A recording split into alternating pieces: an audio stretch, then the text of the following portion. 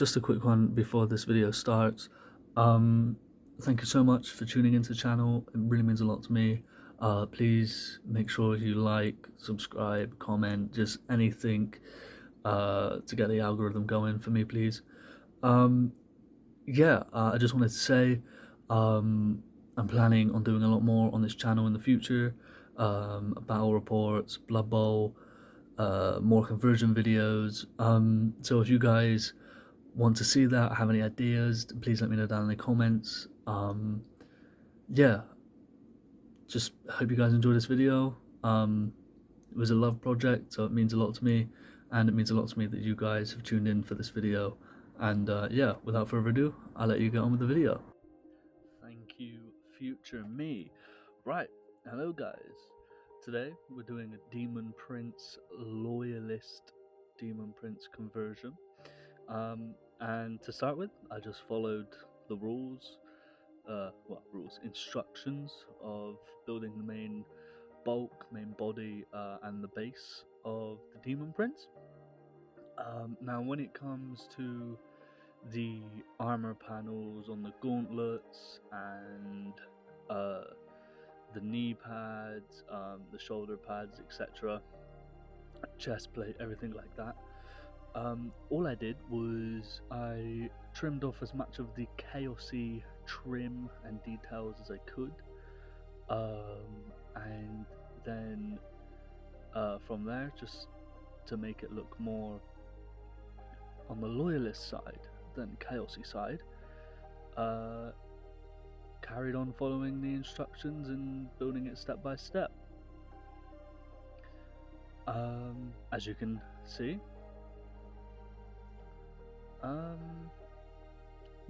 so here is a spare bit from a dreadnought kit that I attached to his left gauntlet because weapons, and why not?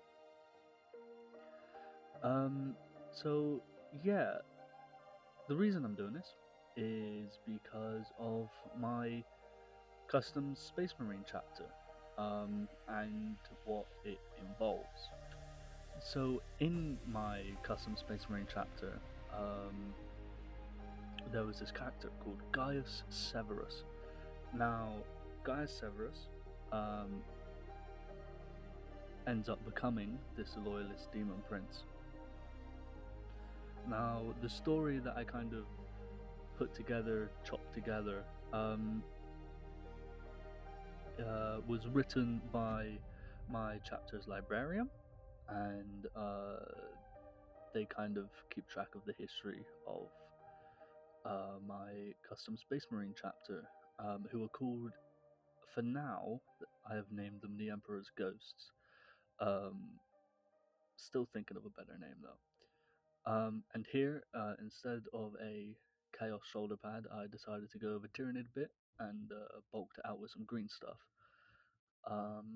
And then just added the wings, picked the coolest Daemon Prince head that I thought was cool, and added some green stuff on the back, just to make the hair go all the way down the back, basically.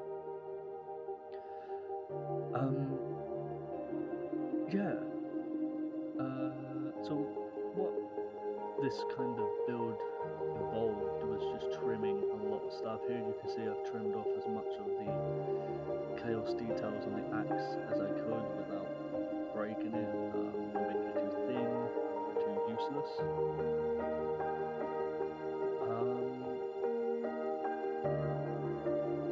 And then I just add a little bit of jewelry chain onto it here and there, and then I add some Tyranid bits onto the base with some chaos helmets and skulls. In my lore, this guy, he absolutely despises, absolutely hates Tyranids, and will come out of the war, appear out of nowhere, when my chapter needs help. And on my model's upper half on his head, it's a masking tape, just a simple trick I saw online. You just cut it to the length you need, bit of super glue on the contact points and on the top as well, just to harden it all out. And it looks like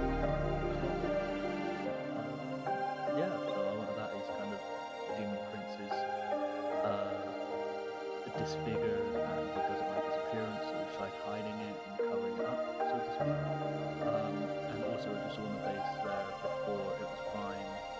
I used some AK interactive sand texture paint just to give the model a bit more life. And my thinking behind that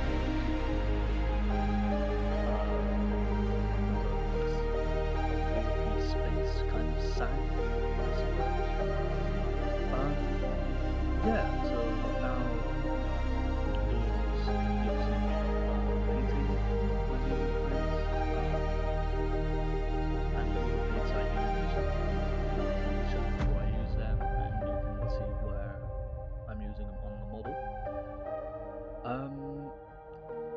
Yeah, the hardest part of building this model was definitely getting all the trim and chaosy bits off of the model while still keeping as much of it as I possibly could intact.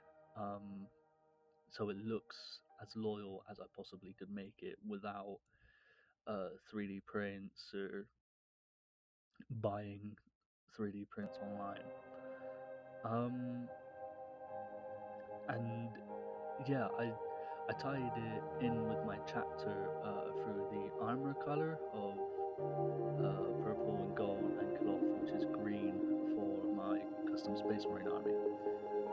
So that kind of ties him into it as well. Now, I'm going to read you a bit of lore that I came up with as kind of a little backstory for this character. It's probably a bit patchy, seems a bit rough. Still kind of working on my whole chapters, story, all the characters' lore. It's difficult. It's really difficult at times to and get it correct. But my kind of thinking is, at the end of the day, who cares what people think? Whether my lore is correct in the bigger universe or not, because it can always be corrected and changed and edited. And it's also just a passion. It's a love and passion project that just wanted to do, and it keeps people in the hobby, keeps people part of the hobby, and it's one of the whole points of the hobby as well. Anyway, without further ado, I shall read you a little paragraph of the lore for this character. Now, this character's name is Gaius Severus, and he disappeared into unknown warp space during a covert operation against Chaos Cult. His fate uncertain, but his legacy enduring. Rumors suggest he achieved higher state of consciousness and was taken by the Emperor himself, transcending mortal limits. Secretly, he fights for the chapter of the Emperor, still it's having been changed physically in the war. The chapter believes his will and loyalty still lay with the Emperor in the Imperial Warhammer. Now, my kind of story behind that little paragraph is like my custom Space Marine chapter, the Librarian. They keep track of the whole history of the chapter, any major events, characters, etc. Now they're keeping track of this guy as well, and this guy, Gaius Severus, this character, was loyal to a fault to the Emperor and to my custom Space Marine chapter. He was among one of the best fighters there was, and he gave everything for the chapter, really. And one day he was fighting Chaos, and he got sucked into the warp along with a couple of other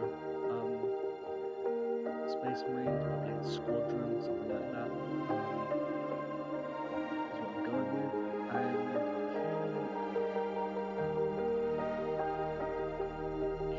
survivor. Now, he spends most of his time fighting in the war, but he also appears to the chapter when they need him most. So in the chapter's direst of times, he comes out to help. He just pops out of the door. He's like, yo, I'm here. Let me kill some things to help the chapter. And yeah, my kind of thinking behind it is it's only when the chapter really need him does he show up, especially because when he goes in and out of the war, every time he does that, he becomes more and more corrupted by chaos, by the war, and more transformed into being disfigured even more. And yeah, he just ends up becoming more and less and less to chaos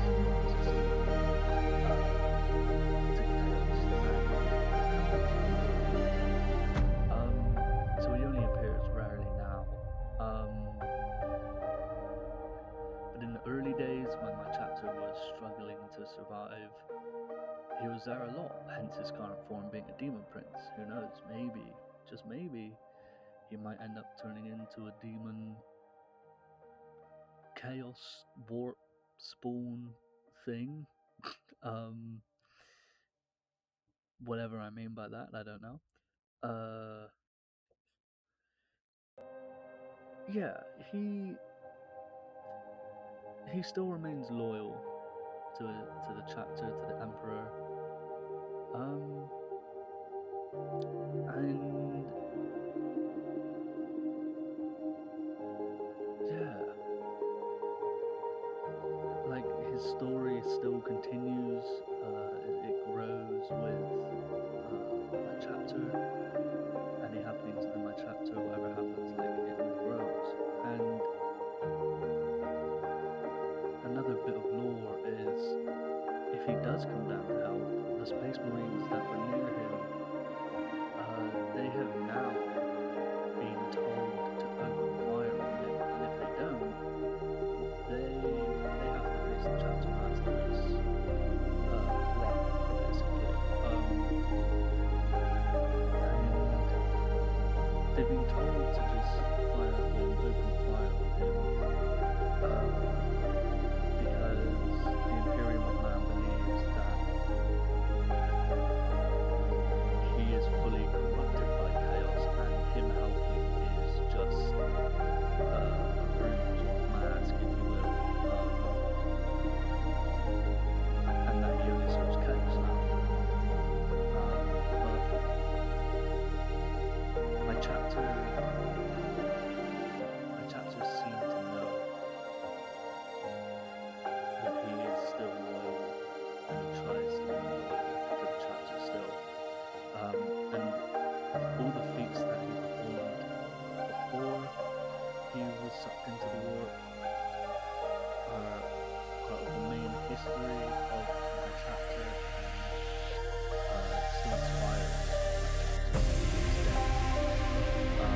So despite the fact that he messed himself in the war and was changed physically and mentally, he is still a legend.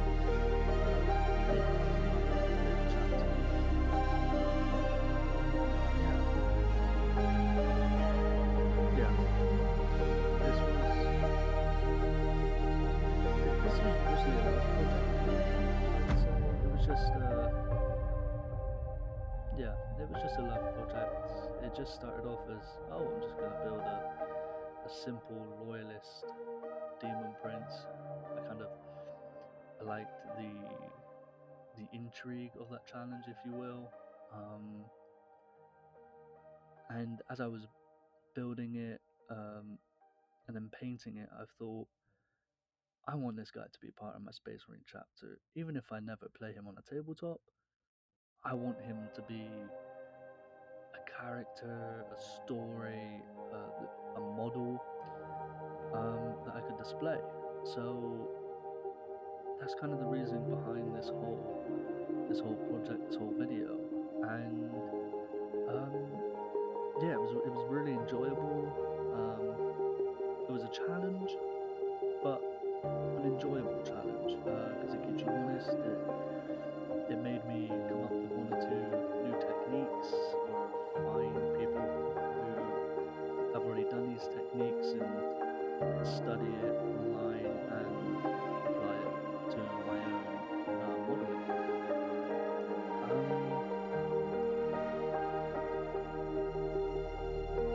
Yeah, this was a pretty good build. And yeah, here I am now doing the glow effects on my model. Evidently, I don't have an airbrush, otherwise the majority of this model probably would be airbrush, so it looks a little sort of paints blend together so really very well. But maybe I can come back to this model at a later date and strip it down and paint it again. So stay tuned for that. That might be a video that happens. Yeah, the green glow effects, because in my Space Marine chapter all the glow effects are green for power weapons, etc. So that's why that explains the green power effects. In here, see just the wings. Pretty awesome color, awesome blues. I really like the color blue. So getting the wings spot on was a little bit tricky. As you can see, my dry brush is dry brush like it usually should. Yeah, they definitely still work. And here I'm using green blue glaze, and I just like this over the whole model because it gives off a warpy kind of substance and feel to the model. Yeah, and without further ado, all I did was rim the base, and here's the final product. If you enjoyed this video, please like and subscribe, leave a comment, it really helps so much, and see you guys in the next one.